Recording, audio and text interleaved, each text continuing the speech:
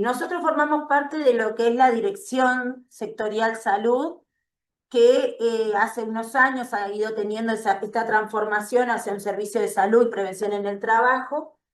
Y dentro de la Dirección Sectorial Salud estamos empezando a conformar lo que es el Departamento de Salud y Seguridad Laboral, así como sigue estando el Departamento de Gestión Médica, lo que se hace en las juntas médicas, las certificaciones. En la parte de salud ocupacional, lo que hacemos es, sobre todo, tomar contacto, por ejemplo, con los accidentes de trabajo, con las medidas de prevención, lo que podamos ir colaborando. O sea que algunos de ustedes tal vez ya han hablado con nosotros, puede que no, pero sepan que estamos dentro del servicio médico igual, ¿está? Después también está con nosotros un compañero técnico prevencionista, ingeniero técnico prevencionista, Rodrigo Renauro, y está la compañera también, Verónica, que en estos momentos no está.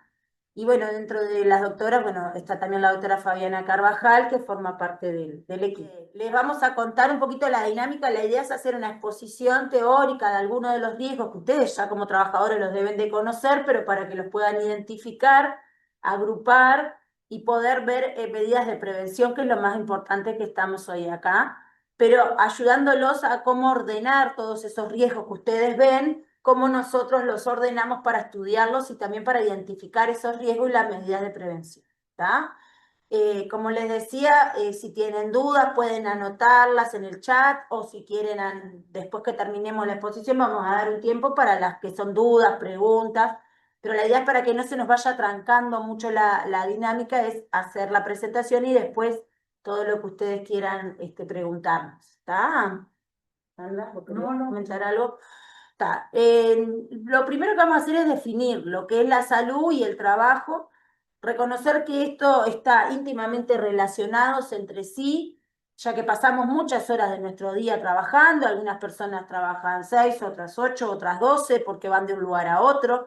Entonces, hay mucha influencia mutua dentro de nuestra salud según el lugar de trabajo y la actividad laboral que tenemos.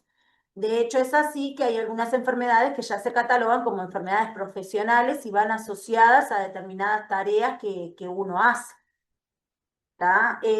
Como dijimos, considerados procesos complejos, vinculados entre sí y que son muy dinámicos, porque diariamente pueden ir cambiando los procesos de trabajo y también nuestra salud. A lo largo de los años vamos creciendo, nos aparecen enfermedades que antes no teníamos, entonces ese mismo proceso tal vez lo hacíamos de una forma que no nos ocasionaba ningún problema, con los años nos puede empezar a aparecer algún problema, o sea, y el lugar de trabajo no como causante de una lesión, sino a veces como puede ser un agravante a una lesión preexistente o una enfermedad nueva. Por ejemplo, estamos ahora en invierno, hace frío, estoy en un lugar donde no hay aire, no hay estufas, no hay nada. Cuando era más joven el frío lo toleraba mejor, pero después de un tiempo, no, ya no lo puedo tolerar, ya empiezo a enfermarme y eso puede ser que me salga, por ejemplo, empiezo con una hipertensión, bueno, ya hipertenso, con mi edad, más de 40 y pico de años, estando expuesto al frío, ya me agrava mucho más que cuando tenía 20 años, ¿se entiende? O sea que hay muchas cosas, factores que van actuando en esa interrelación, que no solo como generador, sino como agravante de una situación de salud que puede ser previa. La salud ocupacional, que es la disciplina que nosotros hemos hecho de posgrado con la doctora Pérez y con las otras doctoras, así como los técnicos prevencionistas que también trabajan en seguridad, está vinculado a la forma de cómo se da ese proceso entre la salud y el trabajo. ¿Tá? Y saber que estos procesos de trabajo constituyen en sí un área de estudio específica dentro de la salud. Por lo que les decíamos, hay enfermedades que son catalogadas como enfermedades profesionales o enfermedades que llegan a tener incluso la incapacidad para una tarea. De ahí que hay jubilaciones por enfermedad. Hay personas que, por más que no tengan una causa jubilatoria, por un problema de salud, puede llegar a ocasionar una jubilación anticipada por ese problema de salud. Así que hay un doble sentido en cuanto a la influencia del trabajo en la salud, que puede ser un impacto positivo o negativo. Siempre hablamos de que en nada es todo negativo ni todo positivo, o sea, dentro de los trabajos a veces puede que nosotros entremos, vemos un lugar precioso, que decimos a simple vista acá no hay ningún riesgo laboral, pero vamos a ver que siempre hay algún polo negativo de ese lugar de trabajo, ya sea la cantidad de horas, que es lo que hablamos de los riesgos psicosociales, la interrelación personal, la forma en que se está trabajando, ya sea mucha demanda, poco personal, sobrecarga laboral, o sea que a veces siempre hay algún lado negativo de ese trabajo. Y cuando vemos todo negativo, decimos acá está todo mal, pero a veces encontramos esto de que con mis compañeros puedo hablar, me siento, es un nicho social de ir, de tener compañeros de trabajo, de hablar de lo que está pasando. Entonces también siempre hay un lado positivo que yo puedo rescatar de esa situación laboral, ¿tá? Así que siempre hay un polo positivo y uno negativo. En salud ocupacional lo que vamos a tratar es de que fomentemos ese polo positivo o prioricemos a que sea lo fundamental y lo más prevalente y tratar de ese lado negativo eliminarlo a lo mínimo posible, ¿tá? Porque sabemos que inexistente nunca es, o sea, siempre para cada uno de nosotros puede tener algo de negativo, ya sea ausentarse de la casa y no compartir esos momentos con la familia, ¿no? O con los hijos, o con los padres, con toda la familia. Entonces, el trabajo en sí tiene, como decimos, una parte, una dimensión social, esa realización humana, el sentirse útil a la sociedad.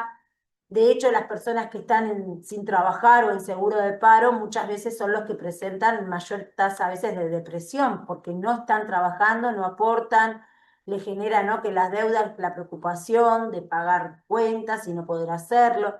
Así que el no estar trabajando también es un problema de salud. De hecho, se ha descrito en otros lugares un síndrome del trabajador que no está trabajando, o sea, el desempleado. Hay un síndrome del parado que se dice en España, o el síndrome del desempleo. Son personas que estando en esa situación de seguro de paro se enferman muchas veces más que estando trabajando. Más que nada en la salud mental, ¿no? Después la doble relación, salud para trabajar, esto es lo que decimos siempre, pero a su vez se necesita salud para poder trabajar y asimismo el ejercicio de esa actividad laboral debe conllevar siempre a un riesgo intrínseco de perder salud. Esto que decimos, ¿no? No todo es negativo ni todo es positivo. ¿Qué más podemos decir? Que hay un marco normativo que empezó hace muchos años con la regulación estamos hablando de la época de Valle de Ordóñez, las primeras leyes, en el año 88, no, anterior, sí, sí, 86, 88 empezó toda la reglamentación para lo que es la seguridad en los lugares de trabajo, ahí se hablaba de los ambientes fabriles, lo que eran todas las fábricas. Sí, ahí se empezó también a gestionar esto de tener obligatoriedad del patrón o el patrón a hacerse cargo de la salud y la seguridad de los trabajadores. Se hicieron algunos decretos, hay uno que nos tocaba, el 406 del año 88, donde se pauta cuáles son las medidas de prevención que deben de tener sus lugares de trabajo, cuánta iluminación, ventilación, el trabajo en altura. Todo eso está reglamentado, el trabajar con determinadas pinturas, por ejemplo, o materiales que se han deshecho ya, como el amianto, porque generaban cáncer. O sea, hay mucha reglamentación del marco normativo en salud laboral, en salud y seguridad laboral. Acá pusimos algunas leyes, más que nada las que más trabajamos sobre la ley de accidentes de trabajo, el seguro de accidentes y enfermedades, que es obligatoriedad del Banco de Seguro. En el ámbito público hay que resaltar que por este artículo tercero, en esta modificación de la ley 16.134, la obligación de asegurar al personal de trabajos manuales en condiciones de riesgo. O sea que van a ver que no todos los trabajadores de la ANEP estamos bajo el amparo de esta póliza del Banco de Seguros, pero sí obviamente podemos tener un accidente laboral. Para el decreto 210 es lo que hablábamos de la lista de enfermedades profesionales, que son las que están reconocidas, o sea, hay una lista determinada. Igualmente hay otros en algunas patologías que puede que todavía no se sepa bien la causa y bueno, hay que estudiarlas, así que ahí a veces también. Pero las que ya están reconocidas más fácilmente están reglamentadas por esta normativa. Lo que tiene que ver con la aprobación del protocolo de accidentes de trabajo dentro de la ANEP, está la circular número 13 del año 2023, que es este protocolo donde el último que se actualizó sobre cómo actuar en casos de accidentes. Para eso también tenemos un seminario, que no sé si alguno ha participado, pero básicamente vamos ahora a repasar un poquito esto de cómo actuar frente a un accidente de trabajo. Empezamos con esto porque sabemos que son de las cosas que en el cargo de ustedes, de los auxiliares de servicio, personal de mantenimiento, están amparados por la circular 13, esto dentro de la póliza del Banco de Seguros. O sea, son trabajadores manuales de riesgo, igual que los choferes también, profesores talleristas, de UTU, eso, cada subsistema lo van a averiguar, pero sí los auxiliares de servicio están amparados en todos los subsistemas. Auxiliar de servicio, mantenimiento y choferes generalmente son los grupos que sí o sí están amparados. ¿Esto qué significa? Que frente a un accidente tienen que ir al hospital del Banco de Seguros acá en Montevideo, o si están en el interior, a las mutualistas, porque generalmente son privadas, la red FEPREMI, quienes se encargan de hacer como de sucursal del Banco de Seguros. ¿Tá? Así que ustedes cuando están en esos lugares sé dónde tienen que ir y avisar que tuvieron que los atiendan por Banco de Seguros, ¿tá? Que la ingrese por accidente laboral y no como atención particular de la mutualidad. El accidente de trabajo por definición es un hecho no deseado, por eso es un accidente, es algo que ocurre de aparición brusca, inesperada, es involuntario y puede provocar una lesión, la muerte o pérdidas materiales. En la ley del Banco de Seguros, la póliza habla de lesiones, lesiones corporales.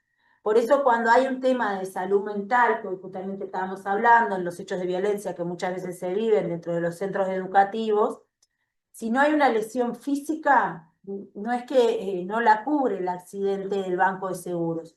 Hay un protocolo de violencia que se está justamente aprobado ahora hace poco, este año, se está tratando de implementar o de ver cómo se va a implementar para seguir ese protocolo de violencia, o en el caso que alguien, por ejemplo, ha recibido un insultos, agravios por parte de padres o de otros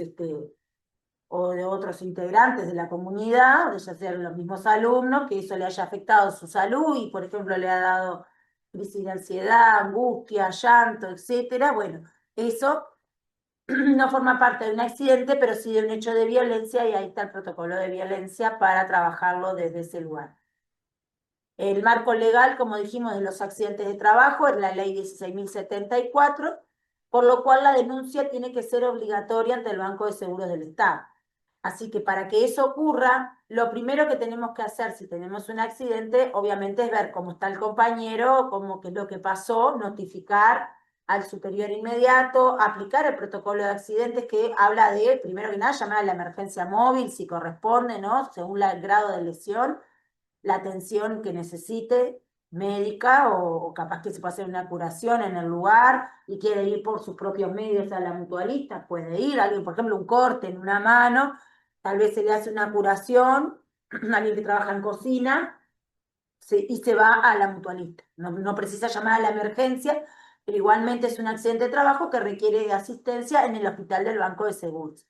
Una vez que recibe la asistencia o está más tranquila la persona, ¿verdad? Ya está bajo los primeros auxilios, está recibiendo asistencia, la directora o el jefe del centro debe notificar a recursos humanos, o sea, por medio del formulario de accidentes de trabajo que se descarga del mismo protocolo, llenar ese formulario con los datos del accidentado, cómo fue el accidente, el teléfono, para que se pueda iniciar la aplicación de ese protocolo. Y ahí se lo va a llamar desde este servicio para ver cómo está, cómo fue el accidente y poderle certificar los días que necesite. A su vez, para que esos días queden contemplados dentro de lo que es la circular 34 del año 24, que habla justamente para que esos días que están bajo licencia médica por un accidente de trabajo o hecho de violencia vivido, no afecte la actividad computada ni el presentismo, ni la docencia en aula en el caso de docente. O sea que es muy importante el registro de que avisen que tuvieron un accidente para que a su vez se ingrese la denuncia patronal al Banco de Seguros. Los accidentes de trabajo, como dijimos, hay condiciones y medio ambiente de trabajo que generalmente pueden predisponer, son multicausales los accidentes de trabajo, no se dan por un solo factor, pero vamos a ver que hay factores que son laborales y otros que son extralaborales que hay dentro de nuestro medio ambiente de trabajo. La OIT, que es la Organización Internacional del Trabajo, va a denominar o define a este complejo cantidad de factores laborales y extralaborales como condiciones y medio ambiente de trabajo. que a su vez eso va a repercutir a través de la vivencia de cada trabajador, o sea, cada uno tiene su historia personal, su trayectoria de vida, salud, antecedentes individuales, el entorno social, la realidad familiar, comunitaria y socioeconómica, la subjetividad, la percepción de la vida frente a las mismas exigencias. Entonces, de repente, para una persona tiene distinta, por ejemplo, tolerancia al dolor. Entonces, uno va y dice, yo me caí por esa escalera, pero no me pasó nada, no me duele o me duele poco y me aguanto, y de repente cae otro compañero y sí, la lesión le molesta mucho y tiene que ir al banco. Y dice, ¿por qué fue al banco? Por si apenas se cayó, yo me caí 3 veces y nunca fui. Bueno, eso es individual, es lo que cada uno percibe del dolor o de la situación que le pasó. Lo mismo pasa con los hechos de violencia, ¿no? De repente, como decíamos hoy, una persona que le gritan o le insultan, tal vez lo puede manejar de otra forma, y alguien que está viviendo o vivió situaciones de violencia familiar o doméstica o discriminación o, ¿verdad? Todo lo que tiene que ver, para esa persona un insulto puede ser mucho más grave o le puede repercutir más en su salud que a otro, ¿tá? Pero sí hay factores laborales que influyen, obviamente, en una caída, como dijimos, un esguince, un corte, una fractura. Eso obviamente nos va a afectar a todos por igual. Lo que es seguridad e higiene tiene que hablar sobre esto, sobre la prevención de los riesgos y accidentes laborales, la organización, cómo se distribuyen las tareas, los descansos, la remuneración, la compensación económica justa, y también no es solo la remuneración en cuanto al pago, sino a los distintos contratos, ¿no? Eso también lleva a lo que hablamos de la precariedad del trabajo, ¿no? No es lo mismo para alguien que está contratado, alguien que ya es efectivo en un cargo, que ya es presupuestado, alguien que está por comisión o apoyo, ¿no? Ahí, Sandra, no sé si vos querés comentar algo, las distintas contrataciones. Eso hacen también que para algunas personas el tener una determinada licencia pueda pensar que va a perder un trabajo, y otro sabe que tiene más seguro su fuente laboral. Lo mismo si le quedan secuelas. Entonces, eso hace también de esos factores sean distintos. Nosotros, como dijimos, se clasifican los factores de riesgo laborales para estudiarlos, para analizarlos, pero no quiere decir que estos no ocurran todos a la vez o que uno no influya en el otro. Estos que hablábamos de los psicosociales, que es la organización del trabajo, el bajo ingreso, la precariedad. En los auxiliares de servicio, muchos de ustedes que puedan estar, como dijimos, contratados por ANEP, otros son tercerizados. Acá, por ejemplo, dentro de la Dirección Sectorial de Salud, el servicio de auxiliares de servicios funciona con empresas tercerizadas. Entonces, muchas veces vimos que había compañeros que no le estaban cobrando. Por ejemplo, la tercerizada no les estaba pagando el sueldo, pasaron como hasta 3 meses sin cobrar, y nosotros desde la dirección sectorial, bueno, se denunció esa situación para que se les pudiera regularizar. Y eso, claro que influye en la persona. El estar trabajando sin cobrar un sueldo, imagínense, ¿no? Cómo puede repercutir a nivel económico, familiar, no tener plata ni para el boleto, para venir, cómo se mantienen esas personas. Entonces, evidentemente que esos factores psicosociales va a repercutir en que la persona esté trabajando distraída, se puede caer, puede tener se puede cortar con un cuchillo porque anímicamente no está bien. Así como si está sobrecargada con mucho trabajo. Y esto, por ejemplo, los que trabajan al aire libre, o ustedes muchos auxiliares, a veces tienen que ir a barrer patios, a limpiar un día como hoy, que hay mucha humedad, secan el piso y no se seca, queda mojado, o entran con los pies embarrados y les ensucian el piso 1000 veces, ¿no? Y eso significa volver a limpiar 3 veces lo mismo. El riesgo de caídas aumenta. A su vez, si no hay buena iluminación en un lugar o en un pasillo o en una escalera, ha llevado a caídas, por ejemplo, porque no están bien iluminados esos lugares.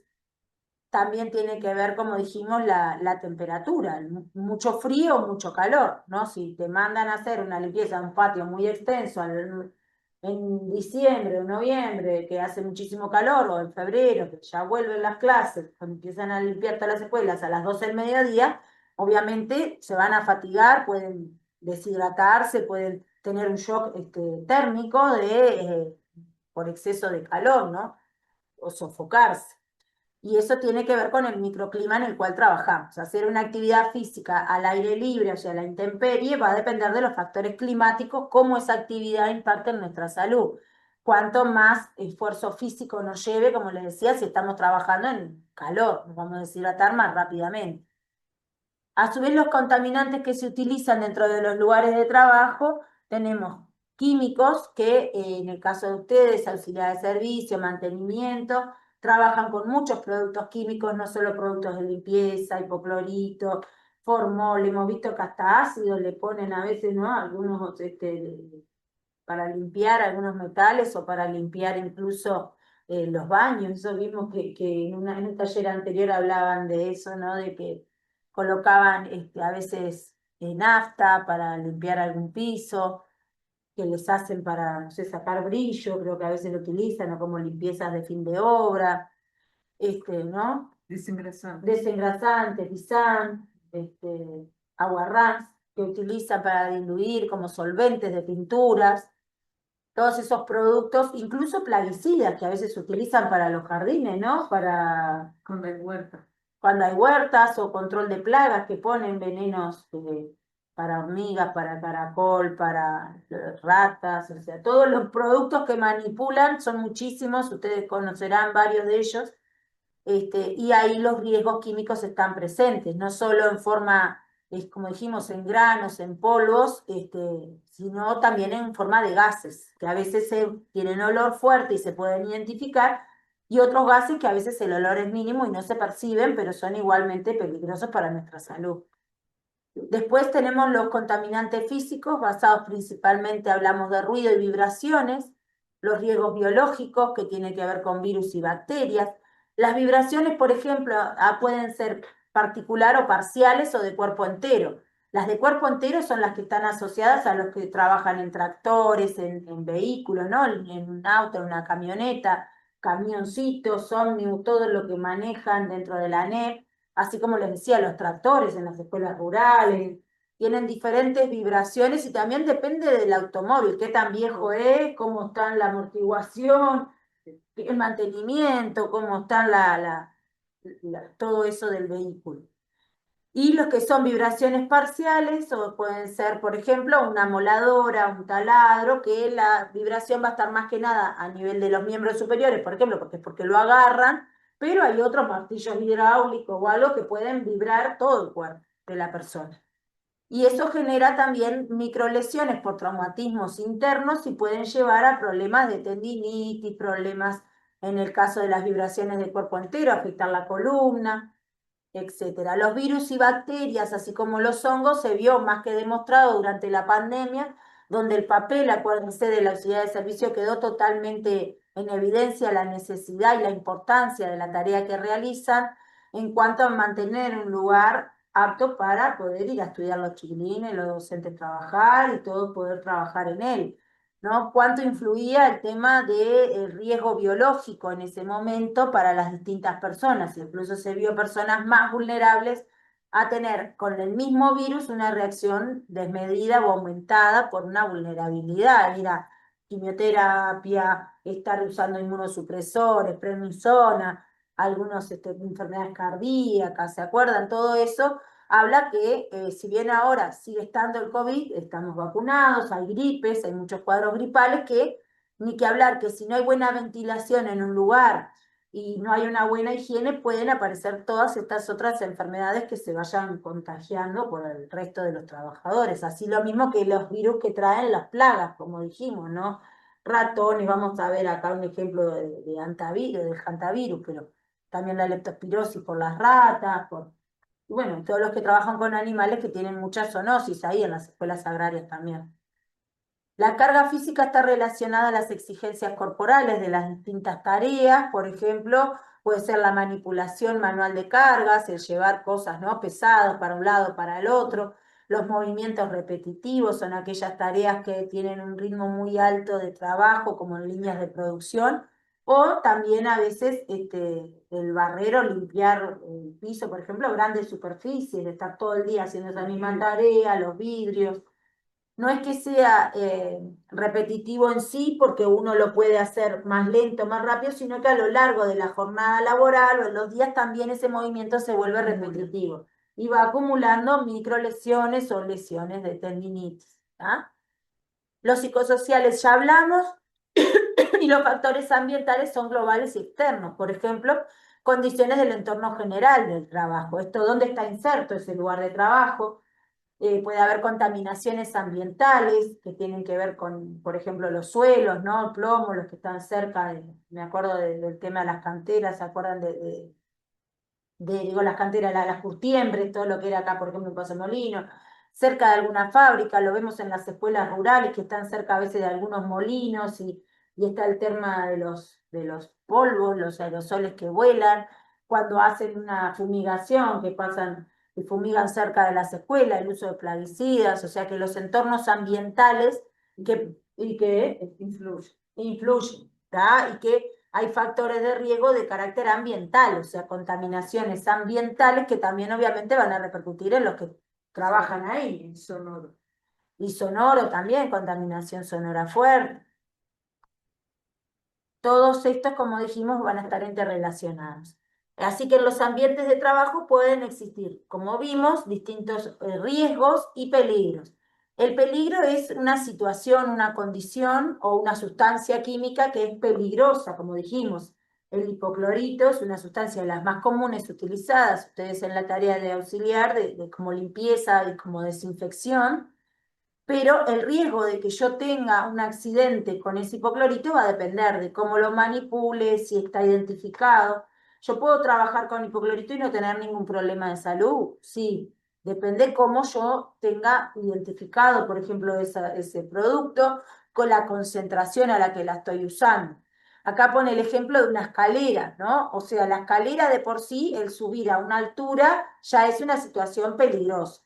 Si yo lo hago con una escalera sana, con otro compañero que pueda estarme sujetando la escalera o estar viendo dónde la apoyo, que sea una superficie que no sea segura, que no sea en desnivel o que no sea que se resbale, porque está mojada, porque, ¿no? Que la escalera esté, los escalones en buenas condiciones, que si es de madera no esté apolillada o no esté a punto de romperse, agrietada. Que soporte el peso, claro, porque puede ser una escalera muy chiquita o muy frágil, el riesgo va a ser menor. O sea, el peligro está porque subirme a una altura ya implica un riesgo mayor que trabajar a nivel del piso, o sea que el peligro va a estar, pero el riesgo de que yo tenga un accidente y que me caiga va a variar. Si a su vez es más de 2 metros de altura que yo estoy subiendo en esa escalera y uso un cinturón de seguridad como corresponde, todo lo que es trabajar por encima de los 2 metros, obviamente el riesgo de lesión va a ser cada vez menor, porque voy a estar asegurada. ¿No? ¿Qué te querías poner algún ejemplo? No, que quedas agarrado del cinturón de la línea de vida. Claro, ahí va, el cinturón hay que ver dónde se coloca, eso es bien propio del trabajo con el técnico prevencionista, Que esté controlado. que esté controlado el cinturón, que esté en buenas condiciones y ver dónde se pone el punto de anclaje. Pero en definitiva, es como decíamos, ese ejemplo es valorar. Lo mismo la montacargas que está allí, ¿no? Para usar un montacargas, yo tengo que por lo menos tener una libreta de conducir de ese montacargas, que se tramitan esas. Estar capacitado en la intendencia, se habilita la libreta para conducir montacargas y después ver cómo lo utilizo, ¿no? Si lo utilizo correctamente, si miro para dónde me voy dirigiendo, como ven, la carga no se debe transportar a esta altura, porque de esa forma yo no, el chofer que está manejando adentro no ve, y no vio acá, pasaba una persona y la atropelló. Esto tiene que estar bajo. Cuando circula, tiene que circular a un nivel bajo y que permita tener visibilidad hacia adelante.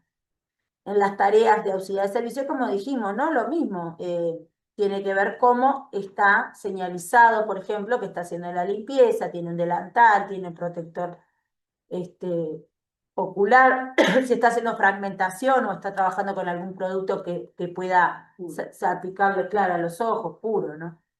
Así que por definición el peligro es esa condición frente a un acto o una potencial que tiene que provocar una lesión a las personas y o daño en las instalaciones o procesos. Y acá vemos como otro ejemplo el peligro un cable eléctrico. Si ese cable tiene lo que es la superficie expuesta, ¿no? Ahí el riesgo de quedar electrocutado, de recibir una descarga eléctrica va a ser mayor. ¿Por qué? Porque el cable está roto y está expuesto. Así que el riesgo va a ser la combinación de la probabilidad de que ese peligro realmente produzca una afectación, que como consecuencia puede ser lesión, daños más esperados, e incluso, como dijimos, a veces no hay un daño a la salud de las personas, pero hay daños materiales, entonces también se habla de incidente o de accidente. En cuanto a las tareas de limpieza y mantenimiento, como dijimos, la importancia que tienen estas tareas, que la mayoría de los que están acá entiendo que hacen estas tareas, justifica, ¿no?, todo lo que ustedes están haciendo, o sea, la importancia de esas tareas, reducir el riesgo para la seguridad y la salud de todos los integrantes de esta comunidad educativa, como dijimos, ¿no?, los riesgos biológicos fue muy claro, ampliar la vida útil de los equipos, los materiales de trabajo, de todo el mobiliario, garantizando el mantenimiento de esos productos y lo que tiene que ver con las instalaciones, ¿no? La maquinaria, las herramientas, la parte edilicia, de pintar, de arreglar, esto que decíamos, cortar el césped, que va a ayudar también a disminuir, por ejemplo, la aparición de algunos vectores, como los mosquitos en el verano, las abejas, ¿no? Que eso de tener el pasto, las avispas, tener el pasto corto, ayuda también a eso, a prevenir otras zoonosis, el control de plagas, incluso la transmisión de enfermedades, como dijimos, el dengue a través de los mosquitos. Entonces, fíjense qué tan importante es la tarea que ustedes realizan. Y bueno, ustedes mismos lo sabrán, ¿no? Más ejemplos que ustedes mismos después nos podrán contar de esta eficiencia y de esta garantía que dan en cuanto a la salud de las personas y de la vida útil de la infraestructura. O sea que, como ven, hay muchos riesgos que están asociados a esas tareas que ustedes realizan en limpieza, mantenimiento, cocina, y de las que hemos visto como riesgos más frecuentes, tanto acá se repercute un poco lo mismo que es a nivel general.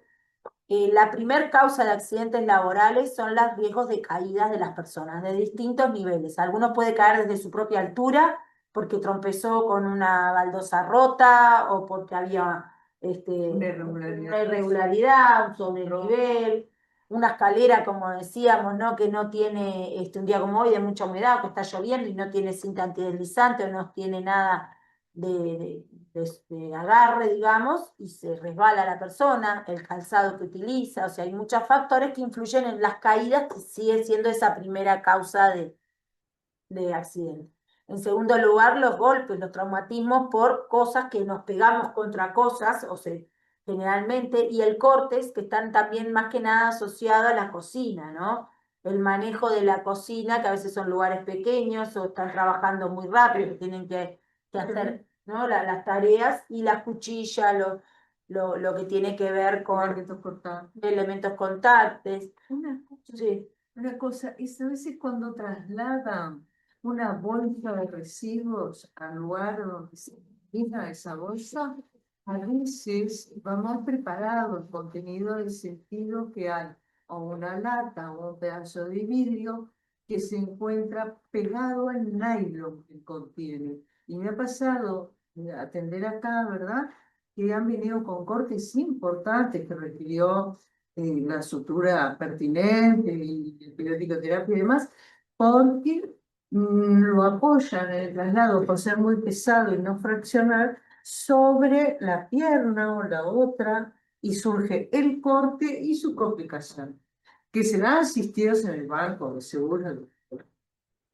Claro, no, está bien, digo, ejemplos de que pasó. sí, no, es que son ejemplos que vamos a ver la importancia de cómo los residuos, como decía, claro, no meter la mano adentro de los. A veces puede ser alguien que se le rompió una taza, un vaso, y lo envuelve y lo tira a la basura. Sin envolverla, de repente. Sí. Entonces, cuando tú lo llevas por arrastre y la gravedad, puede producir esa lesión en las piernas.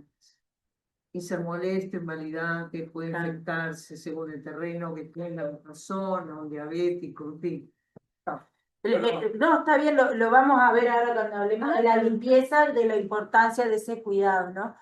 Los cortes, los contactos eléctricos, esto que dijimos, muchas instalaciones eléctricas están, como dijimos, con cables a la vista o han tenido algún enchufe que se sobrecalentó con, no sé, una estufa, Está que es mal muy hecha la común, instalación. o está mal hecha la A instalación, veces, o sea, mal hecha en el sentido que a veces está hecha para un consumo que no es el mismo que hay hoy claro, en día, o sea, es menor del mayor. que gastas. También a veces un cable que está bien protegido es apretado por una puerta, por lo que sea, y corta una parte de la superficie y te queda expuesto Y hace los cortocircuito, metales. por ejemplo. Entonces vos ponés la mano con el tipo enchufado, ¡pumba! Claro. Pasa con Me las pasó. herramientas que utilizan, ¿no? La aspiradora o Sí, cualquier pulidora cosa. o cualquiera que muchas veces se tira para desenchufar y No. bueno, se van rompiendo y de un momento lo van a Y tirar se pone la... el cable. Bueno, la manipulación de productos químicos y los riesgos de las lesiones musculoesqueléticas. Ahora vamos a ver un poquito de cada uno de estos riesgos. Los riesgos de caídas, que como dijimos son los más frecuentes, se realizan generalmente a nivel de piso, las caídas de la propia altura, puede ser porque los pecharon, porque en los patios de recreo, muchas veces ahora estaba pasando justo un Hoy es accidente. un día húmedo. Sí, que los chiquilines juegan en las escuelas, más que nada, bueno, en el liceo también, porque en secundaria también a veces juegan y pasan por arriba a la gente que está alrededor, los profesores o mismo ustedes como auxiliares que a veces están haciendo la tarea o controlando allí los patios y tienen este tipo de accidentes. En las medidas preventivas hablamos de que cuando hay un derrame de agua o de cualquier otro líquido, recogerlo inmediatamente y si yo en el momento, por ejemplo, no tengo un trapo, tengo que ir a buscarlo, señalizar, ¿no? Señalizar puede ser poner un cartelito como esto, ojo, suelo resbaladizo, hay un derrame, pero de repente es de un aceite o de algo que tengo que ir a buscar arena o tierra para neutralizarlo, porque con agua no puedo, entonces mientras voy a buscar la arena, ¿qué hago con esa, para que nadie se caiga en ese momento? Bueno, de repente, si es algo cerca de una pared, puedo poner una escoba atravesada, como señalando, ¿no? Que acá no pasar, piso mojado, o poner una silla, un banco, Lo ideal es que un tengan eso. taburete, claro, cualquier cosa que pueda señalizar. Obviamente, si tienen estos cartelitos, es lo mejor, ponen el cartelito mientras van a buscar la arena, si es algo, como dijimos, de desengrasante o alguna sustancia, o si es agua, mientras voy a buscar el trapo y eso. O sea, lo mismo pasa cuando recién terminan de lavar una zona, señalizarla que esa zona está mojada y que hay mayor riesgo de caída.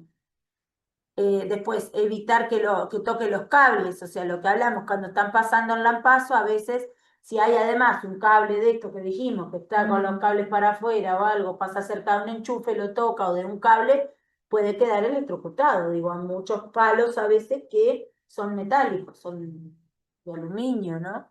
No el palo no es solo de madera, digo, los Sí, palos a los veces palos, claro, de de las aluminio. mopas o de algo de eso, claro, a veces son de aluminio, son de metal, entonces pueden transmitir ese riesgo de electricidad y quedar electrocutados. Con luz.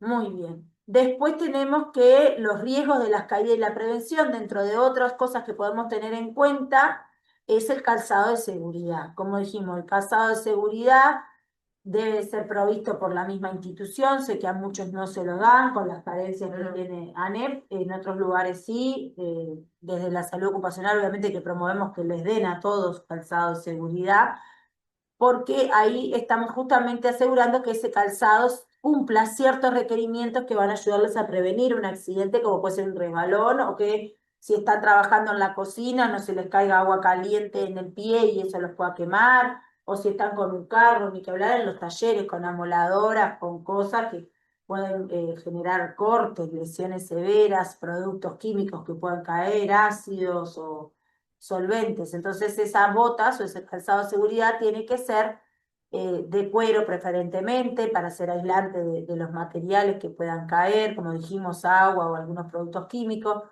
Tiene que tener suela antideslizante de goma también para esto, evitar caídas. Tiene que quedarnos bien, porque si también queda muy grande o muy apretado, obviamente nos puede generar lesiones en los pies. Y también si queda muy grande, claro, los diabéticos, las personas que pueden generarle lesión, los que trabajan, por ejemplo, en la unidad de servicio no necesariamente tienen que tener puntera de metal, pero de repente sí, en los talleres o en la parte de construcción se precisa una puntera de metal, pero si es electricista, no, tiene que llevar una puntera de plástico reforzado o de polita. ¿Por qué? Porque el metal conduce y ahí la persona está trabajando con electricidad todo el tiempo. Entonces, como ven, hay muchos tipos de calzado de seguridad según la tarea que hace la persona. Lo más importante es que cumpla ciertos requisitos como esto de ser impermeable, con suela antideslizante, que sea el talle acorde, que tenga una puntera reforzada, que no necesariamente, como dijimos, tiene que tener una puntera de metal, sino que puede ser de plástico, puede ser hay unos que son como de goma, de Sí, goma reforzada directamente, y eso va a depender un poco de la tarea que ustedes hagan. Lo de que dijimos de las escaleras, ¿no? Este otro ejemplo que habíamos puesto. Revisar que la escalera que voy a utilizar antes de subirme esté en perfecto estado, que ver si no está en un escalón roto. Preferiblemente se trata de que las escaleras, si son de madera, estén color madera, o sea, que no las pinten, porque si las pintan, a veces no se ven las grietas o que puede estar, como les decía, polillada o algo la madera, y se suben y se les desarma la escalera, pero como estaba pintada no se veía. Entonces, las escaleras de madera quedan madera. Si no son de aluminio, ¿verdad? O son generalmente de aluminio o de madera, o combinación. Colocarla sobre una superficie lisa, estable y seca, lo que decíamos, si es una escalera de una sola hoja que la vamos a apoyar contra una pared, o si es de esta de dos hojas, acuérdense que tienen que tener como una cinta de seguridad, entre las dos, una cuerda o una cadenita. No evitar las sillas, sí. No evitar subirse a una silla, porque la silla es lo mismo, hay que ver qué tipo de silla es, o silla con ruedas. Yo he visto que a veces se suben a una sillita de escritorio con ruedas y ahí te podés caer también. Claro. O que no soporte nuestro peso, ¿no? Las sillas están para soportar nuestro peso, a veces sentado y no parado. O sea, cuando nos paramos, recargamos todo nuestro peso. Más el objeto que quizá agreguemos para limpiar, para colocar, bueno, Claro.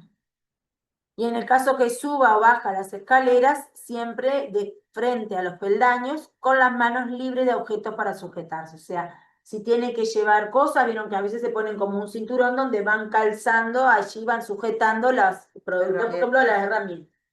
Para limpiar pisos a veces se puede utilizar, por ejemplo, un lampazo con palo largo, o sea, el mismo el lampazo para limpiar los vidrios, pero con palo largo, que también puede ser un palo extensible, que es el mismo que se puede utilizar para limpiar el piso, como pasa con los que pintan, ¿no? A veces se puede poner un palo extensible y llegar a pintar con un rodillo o un techo sin tener que subirse a ninguna escalera. Eso es mejor.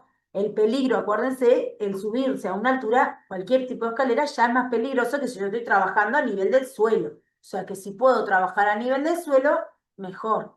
Y utilizar un lampazo o un palo extensible para llegar a esas otras superficies sin tener la necesidad de subirme que los hay, que los hay.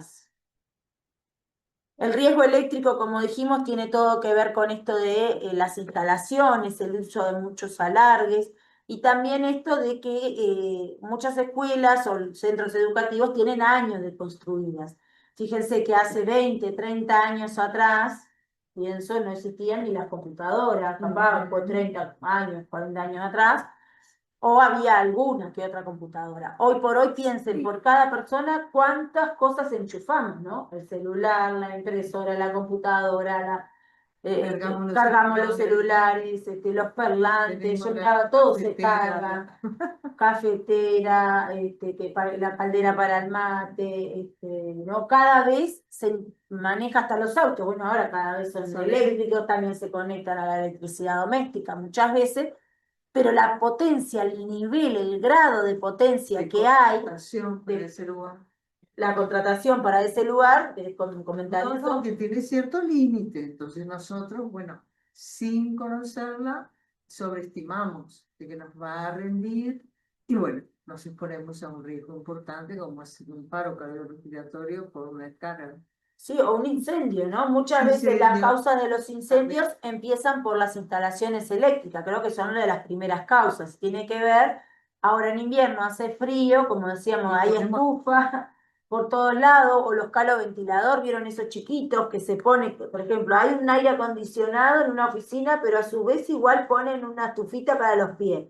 Y a su vez ponen el otro del otro escritorio, pone otra estufita, un caloventilador, porque a él le da frío en los pies. Y así va sobresaturando los cables, que son de determinados milímetros para determinado amperaje, se supera eso y se empiezan a derretir los cables, como está acá en la fotito, que empieza a salir humo. Pues a lo mejor es mover los pies. Empieza a salir humo, se derrite y puede generar un incendio, ¿no? Las medidas preventivas entonces es desconectar los equipos eléctricos desde la red antes de limpiarlos. O sea, si yo tengo que limpiar una cafetera, un microondas, Desconecta. hay que desconectarlos, o sea, asegurarnos que esté desenergizado. Lo mismo con todas las maquinarias, los que están en mantenimiento, si hay personal de mantenimiento acá, o mismo en las escuelas, como decíamos, rurales, una moladora, o taladro, todo lo que ustedes vayan a utilizar que sea eléctrico para hacerle el mantenimiento, para hacerle la limpieza, tiene que estar desenchufado. Es la forma de asegurarnos de que esté desenergizado, que no se vaya accidentalmente alguien venir y prenderlo, o que se prenda porque hubo, no sé, una descarga eléctrica y se prendió. Entonces, tiene que estar desconectado antes de limpiar. Y lo otro es no limpiar con trapos húmedos o líquidos un equipo que esté conectado a la corriente. Estas cosas que parecen, es Muy claro, sencillas, muy hay que sencilla, se naturalizarlas. naturaliza y es muy común que hemos visto haciendo limpieza de un horno o microondas con el microondas prendido, Sí, y lo ¿no? hacemos en nuestra En nuestras casa. casas, claro, en general, ¿no? Y a veces estamos solos y ¿quién nos ayuda? Claro, que dice, voy a limpiar, es un poquito de agua que se volcó, no pasa nada. Abro la puerta Tampoco. y de repente puede dar una descarga eléctrica. Hoy por hoy la mayoría de las instalaciones tienen estos diferenciales que saltan, ¿no? Pero hay lugares que capaz que todavía no, todavía tienen tapones o tienen o la diferencial. A veces se comete el error de poner una muy alta para alguna conexión, pero la principal, que es la que tiene que saltar, la de la entrada, que es la que necesita más potencia, no tiene. Porque nadie la plata. Claro, no se regularizó. A veces ni por tema de plata, es un tema de que hay que ir a la UTI, que hay que pedir más Claro, potencia, claro. todo trámite, y las instalaciones tienen que acompañar ese cambio si es que se está utilizando Pero más potencia energética, pero ¿no? por la vida. Claro. Así que hay que cuidarla, porque hay una por cada uno. Eso en cuanto al riesgo eléctrico, ¿no? Y después lo otro, no manipular los enchufes o interruptores con las manos mojadas, ¿no? Eso Especialmente cuando también. se baña, le pone el calentador y el ambiental y en la mano, O los que están en la cocina. la cocina. Que están de repente, no sé, así como terminaron de limpiar algo, van a prender una batidora o una licuadora, ¿no? O como decíamos, una jarra eléctrica, aparatos que se utilizan en la cocina con las manos mojadas, a veces, porque pasa, digo, todos nos puede pasar, incluso agarrar, claro, apenas te secas un poquito con el pasador y ya seguís haciendo lo otro. Y ahí aparecen los accidentes. Los golpes y las medidas preventivas y los cortes. Esto acá está el ejemplo de la basura, lo que hablaba la doctora Pérez, ¿no? Esto de introducir las manos en las papeleras o en las bolsas de basura. O tirarse adentro, lo cierran, pero queda apoyado el vidrio, la taza, lo que fuera cortante, en una lata. Y bueno, se la pasan al llevarla hacia el contenedor afuera, sobre la pierna. Porque claro, como cargan, se hacen un doble daño por el sobrepeso de lo que cargan y por estar pegado. Ahí está. Digo, es un hecho real que les pasó a un compañero de ustedes y que se tuvo que certificar por un accidente laboral, una auxiliar de servicio. Sí, sobre todo esto que, como decíamos, ¿no? Puede ser una lata abierta, Una lata. una trincheta, una hoja de una trincheta, o bueno, un cuchillo, como decíamos, cualquier tipo de herramienta. Lo otro importante es en las papeleras o en las bolsas que a veces se las trata de apretar para que entre más cosas y ahí puede generar un proyectil que puede caernos dentro de un ojo, por ejemplo, y lesionar una vista y bueno, ahí puede ser que perdamos la vista directamente, ¿no? O por lo menos la pasemos mal. Exacto.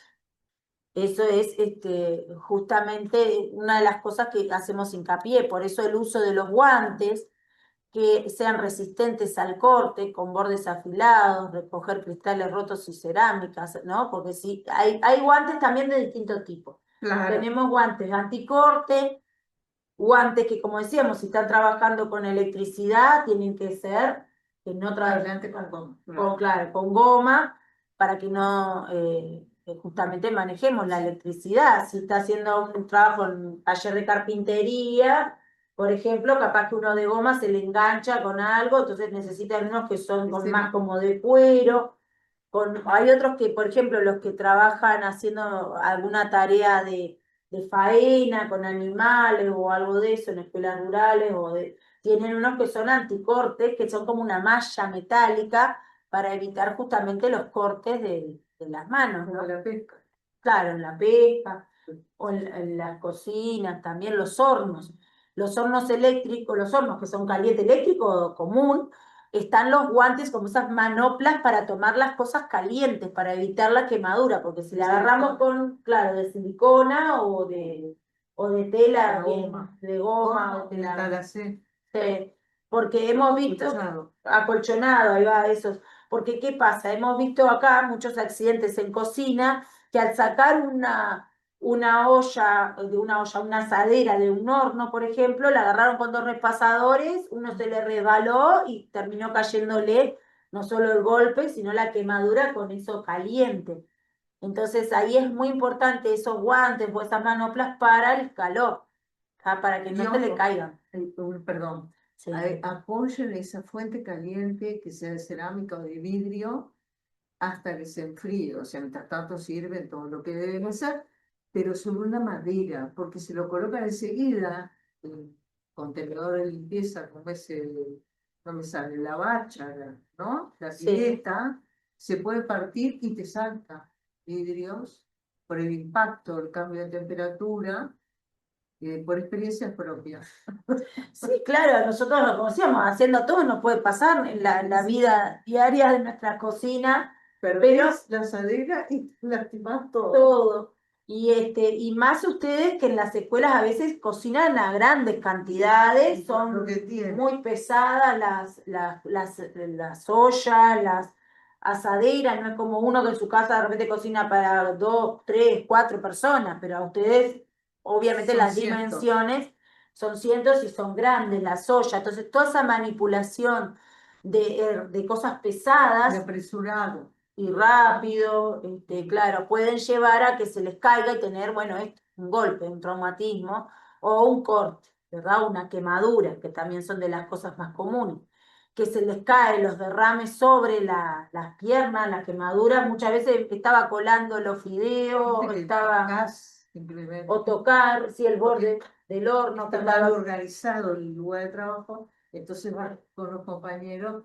Sí, o el espacio es chiquito, es reducido. Los anafes que están a veces muy bajitos. Entonces hay que fraccionar, compañera, uno por no quemarse, no todo, sino también por la columna. Y después le va a hablar a la doctora.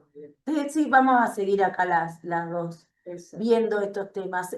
Los riesgos químicos, como dijimos, los riesgos químicos, todas estas tipos de sustancias, hay muchas, que como vimos en los distintos ámbitos, hasta el alcohol en gel que se empezó a utilizar para la limpieza de manos, es un producto químico en sí y también puede generar lesiones. Hay gente que puede darle dermatitis por el uso reiterado, puede generar, que hablar si se lo toma, ¿verdad? Irritante, pueden quemar, pueden producir lesiones según la vía de absorción, ¿no? Entonces, los productos químicos tienen por sí mismos determinadas propiedades, que pueden ser un producto, como dijimos, puede ser más irritante, puede ser otro producto que, como les decía, no tiene olor, pero no quiere decir que no genere una quemadura o una lesión térmica, o por vía aérea, o sea, los vapores, los aerosoles, como dijimos, el alcohol es volátil, muchas veces se utiliza el amoníaco, la soda cáustica, que también utilizan a veces para limpiar graseras o limpiar caños. Tienen la soda también, cuando la preparan, libera vapores. Ahí es muy importante, dentro de las medidas preventivas, tener en cuenta que según la vía de ingreso, ¿Cuál puede ser? La vía aérea, dérmica y digestiva, que como dijimos, por ingestión accidental generalmente, pero puede haber un intento de eliminación también, pero bueno, hablamos de los accidentes. Entonces, como vimos, una de las vías de entrada para reconocer un producto no puede ser que yo lo huela, o sea, que yo agarre la botella, la destape y diga, a ver, ¿qué es esto? Ah, este es hipoclorito, este es aguacán, este es perfumol, ¿no? A veces esa identificación que se produce cuando se trasvasa de que vienen en bidones grandes a un bidón más chiquito, no se traslada la etiqueta del producto. Entonces queda una botella de agua Salus, hipoclorito. Coca, lo que sea. Claro, pero digo de agua que confunde, que uno piensa puede ser agua, porque es transparente, tiene más o menos el mismo color, y de repente no le sentí tanto el olor, porque andaba resfriada justo ese día, entonces pasó una compañera que fue a tomar una botella que estaba dentro de agua Salus, o de agua mineral, digamos, para no hacer propaganda, y terminó con una intoxicación con agua con hipoclorito, que le llevó a una gastritis que tuvo varios tiempo, por lo menos como un mes, recuperarse de esa gastritis que se ocasionó por una irritación de agua con hipoclorito, que no era puro, o sea, fíjense, era un agua diluida. Claro, esto abarca no solamente a los trabajadores allí existentes, sino también todo el alumnado que puede ser, claro, por desconocimiento y demás, ser provocado por la necesidad de tomar un líquido o curiosidad, como tienen, y dejarlo a la mano de ellos. Por lo tanto, lo que va a decir la doctora ahora es fundamental la prevención del guardado y el rotular adecuadamente. Y esto al alcance, ¿no? Que no quede al alcance de los niños. Guardado adecuado. Guardado ahí va bajo llave, ¿verdad? Tener esa precaución, ¿no? Sí. Porque total, esos sustancias químicas no se usan en forma urgente, así que pueden estar cerrados, ¿verdad? Y pedirse en el momento que se van a utilizar. Y cerrar nuevamente. Porque nos ha pasado que hemos tenido niños, ¿verdad? De que en forma chistosa, de juego lúdico, como quieran, se lo comparten. Por ejemplo, en un pasado, el racumín o productos que eran para matar vectores, les parecía simpático porque son rosados, celeste, con colores. Y entonces los agarran y se los reparten y fue conflictivo eso. Por lo tanto, siempre rotulado y guardado, bajo llave. Y altos, porque... Y la etiqueta, como dijimos, tratar de respetar que sea lo más parecida a la etiqueta original, ¿no? Eso pueden hacerle... la semiología, ¿no? Claro, que tenga vamos a ver ahora los pictogramas, a ver si están acá, Ahí sí, va. los dibujitos estos que tienen los productos hablan de la peligrosidad. Por ejemplo, si vemos, estábamos viendo, por ejemplo, acá tenemos un Fuji, que lo tenemos acá por los mosquitos, ¿no? Repelente, que sabemos que tiene alcohol, que tiene acá una simbología que puede explotar. ¿Por qué? O puede producir a la exposición. Si yo esto con un encendedor o con un fuego, seguramente va a ser un lanzallamas, ¿no? Y puede explotar y producir una quemadura. O sea que... Y que tiene, ¿verdad? Lo que es, para qué, la sustancia, a dónde llamar, y acá los pictogramas. Exacto, no sé si los ven, pero esto para que lo vean, a veces yo había puesto fotitos de productos, pero Ahí está. ¿no? El alcohol, acá tenemos también, por ejemplo, alcohol en gel, que se usa, ¿no? Para todo, para veces para limpiar superficies. Esto lo vamos a ver ahora, creo que está lo de la pandemia, vieron que es a 70, pero a veces nos llevaban alcohol puro, al 100%, había que rebajarlo para llevarlo al 70 por ciento para que pudieras tener su efecto desinfectante sin tener que tener el olor fuerte del alcohol que puede tener.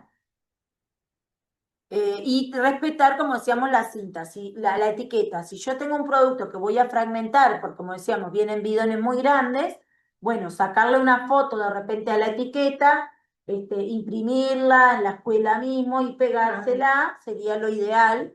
O si no, bueno, aunque sea con un leuco que se pueda escribir, o sea, algo que no se salga fácilmente, porque si le pongo un papel hay que ver que también eso no se borre o se salga. Si le escribo con un silvapen permanente, tiene que ser permanente para que tampoco se borre. o si se está borrando, repasarlo, tener presente que siempre Controlar. tiene que estar bien identificado qué producto hay adentro de esa botella, ¿está? Y si tienen la etiqueta, es mejor porque rápidamente ya sabemos, si nos salpica una gotita en el ojo, qué nos puede pasar, ¿verdad? El trasvase, y esto es lo que estamos hablando, ¿no? El trasvase es de un bidón más grande pasar a botellas más chicas.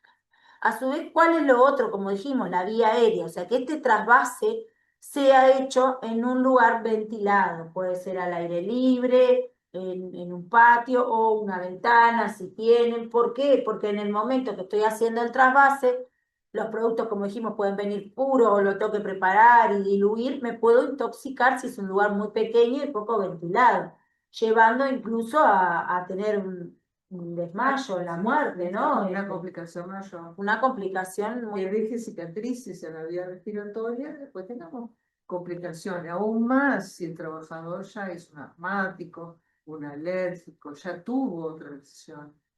Por lo tanto, es muy importante prestar atención a este trasvase, que sea en un lugar abierto, tranquilo, con un embudo adecuado, ¿verdad? De tamaño y demás, y se retira un poco la cara, sin quemarse, porque a veces cae en piel y también produce lesiones que nos limitan, que nos duelen, y hay que tratarla y se pueden complicar.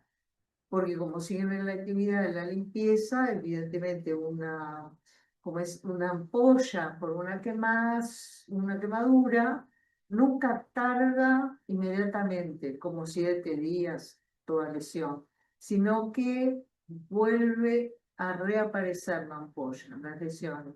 Y en ese ir y venir, porque tarda más una quemadura, se producen infecciones que aún la complican más. Así que el trasvaso al aire libre y con un Incluso, embudo. ahí va con un Y si embudo, puede, taparse ojos y un tapaboca que sea, no un tapaboca adecuado. común Claro. de estos que se usó para la pandemia, que eran de tela o de tela quirúrgica. Esos no sirven para el riesgo biológico. O sea, si alguien está con gripe, está con moco, con tos o con una infección, o que está inmunodeprimido él, se pone un tapaboca de estos de quirúrgicos o de tela. Sí, de tela. Pero si yo voy a trabajar con un producto químico, ya sea el hipoclorito, que nombramos más porque es el más común que hay en todos lados para la limpieza, cuando está concentrado al 100% es altamente irritante y empiezan a llorarnos los ojos, empieza como un ardor en la garganta, hay gente que puede empezar a estornudar y a caérsele como si fuera, ¿no? Como mocos, secreciones. Y eso es porque está irritando la parte de la vía aérea. Entonces, en esos casos, sería ideal que tuvieran un protector, unos lentes que son lentes de plástico, que son sin aumento, sin nada, que valen 50 pesos de distinta calidad, pero pueden pedirlo si no hay en las escuelas donde ustedes están. A partir de esto, la idea es que puedan, como decíamos, adquirir conocimiento de las herramientas que pueden ser necesarias y tenerlos allí, ese par de lentes, que son lentes de seguridad, para cuando van a hacer el trasvase, que es cuando el producto está puro y hay más olor. Asimismo, con la tapaboca que tenga filtro para gases, justamente. Es un tapaboca que tiene como un filtro para los gases y polvos según los materiales que ustedes utilicen, ¿no? Si es, como dijimos, hipoclorito, si es otro tipo de formol, si es cualquier otro tipo de desengrasante, o sea, los productos que ustedes utilizan, vean las etiquetas que ahí les dice generalmente qué tipo de elemento de protección personal tienen que usar al momento de hacer alguna manipulación con esos productos. Eh, el no utilizar envases de otros productos, sino mezclarlos, porque a veces pueden quedar residuos del otro producto. Por ejemplo, si yo tengo esta botellita que siempre es de alcohol, y yo siempre la utilizo con alcohol, si yo no la limpio y la lavo correctamente, después le pongo, no sé, aguarrás, o le pongo otro producto, puede hacer una reacción química con un poquito que haya quedado en el fondo de la otra sustancia y aumentar su toxicidad, aumenta el olor. Y dice, no, pero es el producto que usamos siempre. Pero ¿y dónde lo pusiste? No, y me presta, había algo que potenció o generó una reacción que de repente me quemó. Y antes yo siempre usaba esto y el aguajane hacía esta concentración y no me quemó. Hasta Pero puede ser explosivo. puede ser explosivo, exacto. Puede ser una combinación que pueda ser más volátil o más explosiva. Alcohol con nafta, la nafta, ¿no? Y el diésel, algunas cosas no Claro. se mezclan, pero otras sí, con el agua, digo. Y a veces no nos damos cuenta, a veces cambia la coloración del producto, pero si es algo que son como de colores, vieron, son botellas cerradas, no vemos el color. Entonces hay que utilizar el mismo envase en la medida de lo posible, siempre que sea el envase original, y si no, acuérdense de rotularlos, identificarlos bien. Y tratando de evitar envases de alimentos o de bebidas para las confusiones que ya hablamos. Y bueno, el equipo de protección adecuado. Esto es también alguna recomendación que dimos más sobre la pandemia, pero muchos de ustedes que han hecho los cursos de auxiliar de limpieza, o tanto en los sistemas hospitalarios como son cursos independientes, pero que muchos capaz que ya lo tienen hecho, donde se explica que la limpieza y la desinfección son en 3 tiempos, ¿verdad? Que se hace este procedimiento.